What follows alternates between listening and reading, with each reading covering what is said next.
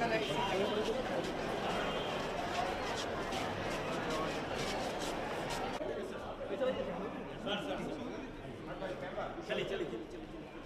हाँ बढ़िए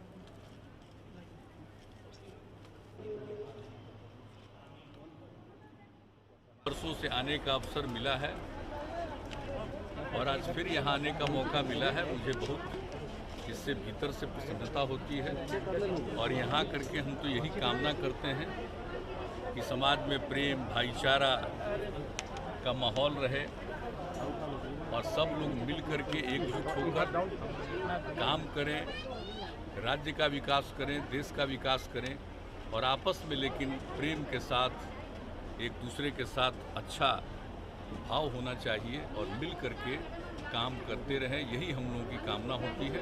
आज की इस अवसर पर आते हैं, कामना करते हैं कि सब लोग मिल करके एक साथ रहें, यही मेरी कामना है। तो जो हालात अभी जम्मू कश्मीर की है उस पर क्या? वो तो एक अलग चीज़ है, उसके लिए तो हम लोग लगे ही हुए, आपको पता ही है।